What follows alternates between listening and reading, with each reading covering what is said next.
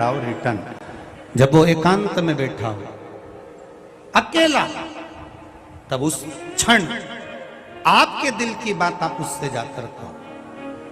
और एक बात और सुन लो, अगर मंदिर में नहीं बोल सकते तो घर में जो शिवलिंग होता है, घर के अंदर शिवलिंग रखते क्यों हैं? आप लिंग महापुराण के अंतर्गत उसको श्रवण कर सकते हैं। लिंग पुराण के अंतर्गत घर के अंदर शिवलिंग क्यों रखा जाता है? घर के अंदर शिवलिंग क्यों रखते हैं? और कितनी सुंदर बात हमारी शिव महापुराण की कथा कहती है, लिंग पुराण की कथा कहती है, स्कंद पुराण की कथा कहती है, कूर्म पुराण कहती है, पद्म पुराण कहती है और ब्रह्म विवर्त पुराण कहती है। घर में शिवलिंग है और मान लो घर में आपने रोज बाबा को जल चढ़ाया, रोज आपने पूजन करी, रोज आराधना करी, रोज शिव जी को जल समर्पित कर रहे हो, और मान लो बीच में रजो धर्म आ गया या आप कहीं चले गए और घर में कोई पूजन करने वाला नहीं है, तो शिव महापुराण की कथा यहाँ तक कहती है कि घर में जो शिवलिंग है अगर आप उसको ना छुएंगे, बाहर भी चले गए, रखा हुआ है, किसी ने जल भी नहीं चढ़ाया, किसी ने पुष्प भी नहीं चढ़ाया, किसी ने कोई चावल का दाना भी नहीं चढ़ाया, अगर आप घर में रखी हुई एक बेलपत्र भी, भले वो सूख गई हो, कैसी भी हो, अगर बेलपत्र सूख भी गई हो तो वो बेलपत्र भी आप शिव जी के पास में रखकर चले जाएंगे तो आपने कितने दिन जल नहीं चढ़ाया उसका हाथ में रहेगा, इस दोष नहीं लगेगा।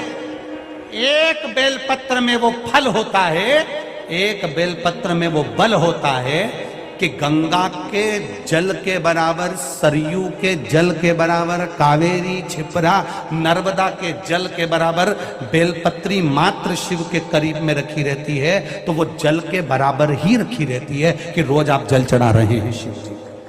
घर के लोगों से इतना तो कह सकते हो कि मुझे हाथ नहीं लगाना, मेरे को बाहर जाना है, तुम एक काम करो, ये बेलपत्री शिव जी के पास रख दो, मैंने यहां रखी है, मैंने यहां पर रखी है, ये बेलपत्र आप शंकर जी के पास में रख दो, इतना तो कह सकते हो, इतना तो भगवान का वर्णन कर सकते हो, ये रख दो शिव के पास।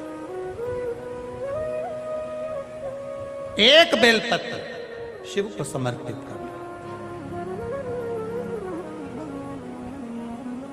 और 10 दिन हो गए, 8 दिन हो गए, 15 दिन हो गए, 20 दिन हो गए, कोई बात नहीं, दुखी मत होना, शिव तुम्हारे हैं और तुम शिव के, भटकना नहीं है, भटकना नहीं है, तुम शिव के हो, शिव तुम्हारा। हाँ ये जरूर है, घर से जब जाओ तो शिवलिंग तुम्हारे घर में जो पारत का, नर्मदा का, कंकर शंकर जो रखा हुआ है, जो शिवलिंग है, उसको कह कर जाना, बाबा तेरा घर है, तुझे संभालना है, हम भी तेरे हैं, तेरे भरोसे पर जा रहे हैं, तेरे भरोसे पर वापिस आएंगे, ऐसी कृपा करना, जिस कार्य के लिए जा रहे हैं वो कार्य तू साथ चल और उसको सफल कर देना, ये भरोसा। ना जाने कौन ने तुमको अकल दे दी, ना जाने कौन ने तुमको ऐसी बुद्धि दे दी कि भगवान को डलिया में लेकर जहां जाओ भगवान को डलिया में लेकर जाओ, ये कौन ने अकल दी है? ये कौन ने बुद्धि दी तुमको? कौन ने कहा तुमसे कि तुम भगवान को डलिया में बिठाकर उनके धक्के खिलाओ? ना जाने कौन नारी कैसी, ना जाने कौन पुरुष कैसा, तुम्हारे हाथ झूठे हो रहे हैं, पात्र झूठे हो रहे हैं, ये अकल दी कौन ने तुमको कि इनको साथ में ले लेकर घूमो? ना, वो घर का सेठ है, घर का मालिक है, तुम कहीं पर भी जाओ संभालना उसकी जवाबदारी है।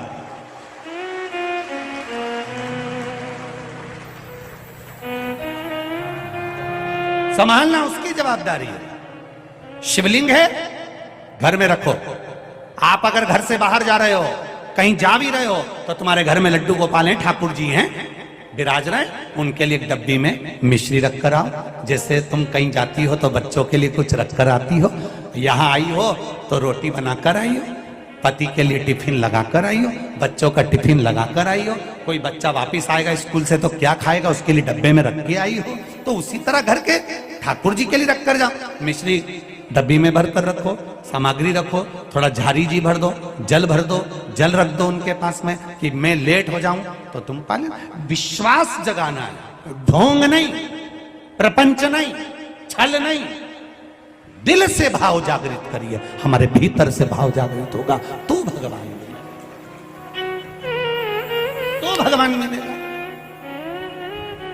24 घंटे